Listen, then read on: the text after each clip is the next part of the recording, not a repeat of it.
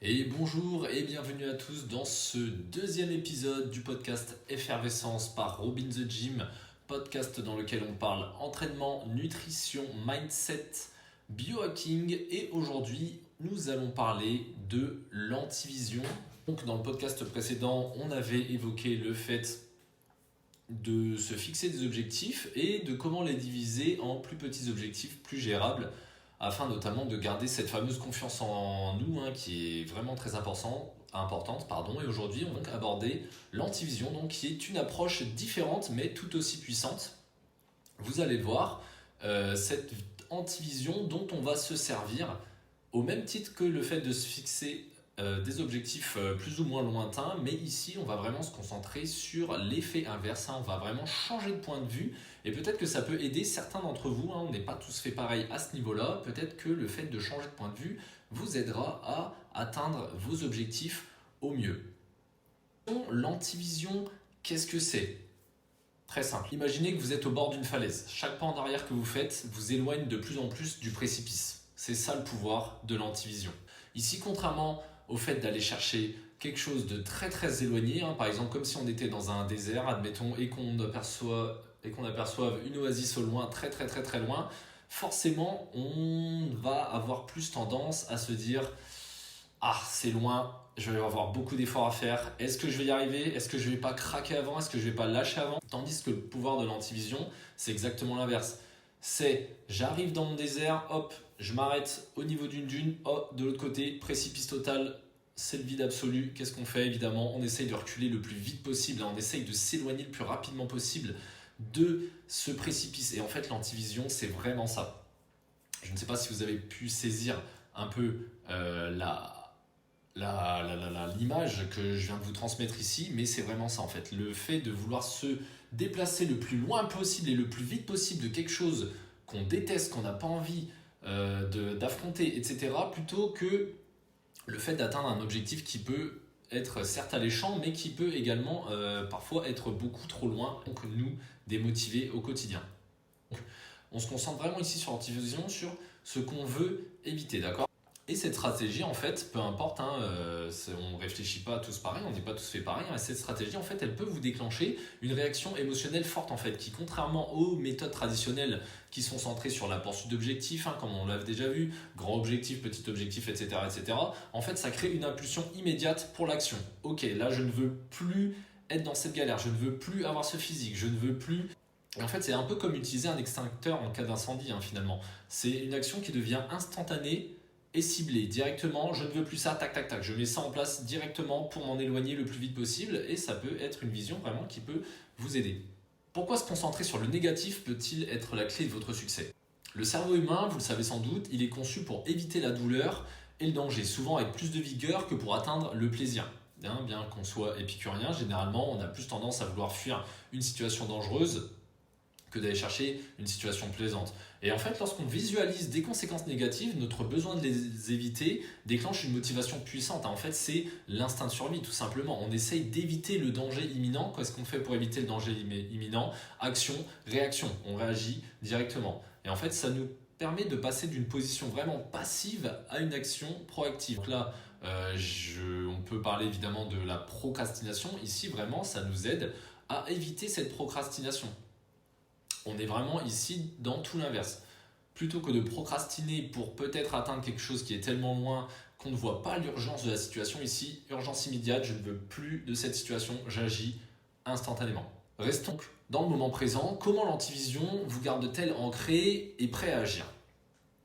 En se concentrant sur ce qu'on veut éviter, l'antivision, elle nous ramène constamment en présent. Ici, on n'est pas dans le futur à essayer d'atteindre l'objectif idéal qu'on s'est fixé, et on en parle souvent du passé, du présent, du futur, le fait de vivre l'instant présent. Ici, avec l'antivision, on est complètement dedans. Ça ramène tout constamment au présent, là où on peut effectuer des actions concrètes.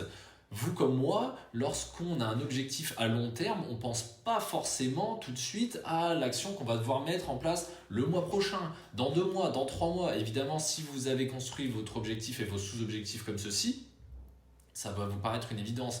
Mais si c'est compliqué pour vous de voir très très très très loin, prenez ici le contre-pied avec l'antivision et retour au moment présent, à l'instant présent pour mettre des actions concrètes en place. le fait de vouloir se mettre des actions concrètes en place et de vouloir fuir cette situation qu'on ne désire absolument plus, ça crée un sentiment un sentiment d'urgence en fait au quotidien qui nous empêche de remettre à plus tard. On est obligé d'agir maintenant pour fuir cette situation dont on ne voulons plus. Je vais vous prendre comme exemple moi-même. Lorsque j'étais étudiant en deuxième année de STAPS, donc fac de sport, en licence 2, je pesais 55 kg pour 1m80. Et lorsque j'ai commencé le sport, évidemment, j'ai eu un déclic, je vous parlerai peut-être plus tard dans un autre podcast, mais je ne pensais pas à devenir plus musclé, je ne pensais pas je veux faire tel poids, pardon. Je ne pensais pas je veux X centimètres de tour de pec, soulever X kilos au développé couché. Non. Ce que je voulais absolument fuir à l'époque, c'était cet état de maigreur, 55 kg pour 1m80. Il s'agit ici d'une maigreur extrême. Ce que je voulais, c'était fuir cet état de maigreur, fuir les moqueries sur mon physique. Voilà, on en revient ici au terme de fuite en fait, fuir ma situation actuelle qui ne me convenait pas en fait, fuir ce corps dans lequel je n'avais pas confiance en moi, qui ne me plaisait pas du tout. Et déjà à l'époque, j'avais fait le choix de l'antivision, sans vraiment m'en rendre compte, mais certains d'entre vous l'ont peut-être vécu aussi. On essaye vraiment de fuir en fait la situation actuelle plutôt que de penser à la situation passée. Et c'est ça vraiment qui peut déclencher ce déclic et éviter cette procrastination. Et cette approche, en fait, vraiment, elle permet de rester motivé jour après jour. Parce que chaque action que vous entreprenez, elle vous éloigne de plus en plus du résultat indésirable, de la défaite. On en revient à l'instinct de survie ici. On veut absolument éviter cette situation désagréable. On en revient à l'image du précipice. Vous en avez marre de tout remettre à demain. Vous en avez marre de tout remettre à demain et de procrastiner. L'antivision pourrait être votre solution. Procrastiner, c'est souvent le résultat de ne pas ressentir d'urgence. Mais quand vous imaginez les conséquences négatives de l'inaction, c'est l'antivision en fait qui vous crée une pression immédiate pour agir. Elle montre clairement ce qui pourrait arriver si on ne faisait rien aujourd'hui. Je reprends l'état de ma maigreur. Si je ne me forçais pas à l'époque, c'était pas forcément dans les meilleures conditions, mais si je ne me forçais pas à l'époque à manger, j'allais rester maigre. C'était aussi simple que ça. On peut prendre cet exemple pour les skinny, mais c'est la même chose pour la perte de poids. Si je ne me mets pas à bouger maintenant, ma santé va être dégradée. Si je ne me mets pas à bouger maintenant, je n'aurai toujours pas, j'aurai toujours ce corps en fait dont parfois j'ai honte, qui me fait perdre confiance en moi, etc., etc. Si on prend par exemple l'exemple financier, si vous avez peur parce que vous avez connu la galère, si vous êtes tombé dans des difficultés financières, en fait, la peur de cette difficulté financière qui pourrait vous assaillir, elle va vous inciter en fait à revoir votre budget maintenant, en fait, à économiser, investir, mais plutôt que de remettre en fait toutes ces actions à plus tard. Plutôt que de se dire dans un premier temps je désire être riche, je désire être millionnaire, etc. Peu importe l'objectif financier, mais le plus important, c'est dans un premier temps de fuir la galère, de fuir le fameux précipice. En fait, l'antivision, c'est vraiment une arme redoutable pour éviter la procrastination. Donc, le fait de tout remettre à demain en vous montrant les dangers de l'inaction au quotidien, de jour en jour. Là, on ne se projette pas dans un futur très lointain, même dans un futur proche. L'antivision, c'est ici et maintenant, chaque jour. Elle va vous aider en fait à transformer tous vos je le ferai demain à je dois le faire maintenant pour éviter le pire, pour éviter de revenir dans ma situation initiale, pour éviter que ma situation initiale se dégrade, etc., etc. C'est vraiment une question de point de vue ici. Vous pouvez l'adopter ou ne pas l'adopter, ça vous regarde, mais peut-être que certains d'entre vous, d'avoir cette vision, d'avoir connaissance de cette antivision, ça peut vous aider à avoir justement ce déclic que vous cherchez depuis longtemps. C'est vraiment une question de point de vue. Je prends l'exemple ici qui m'a marqué en fait sur un de mes reels, sur mon compte Instagram @robinthegym. J'ai un reel qui a réalisé plus de 3 millions de vues, vous l'avez peut-être déjà vu, sur le fait de réaliser ses pas. C'était un reel humoristique et dans lequel à la fin je demandais en commentaire épinglé combien de pas faites-vous chaque jour. Et j'ai eu 2 réponses qui m'ont marqué en fait, de 2 profils assez similaires. C'était 2 lycéens en fin de lycée.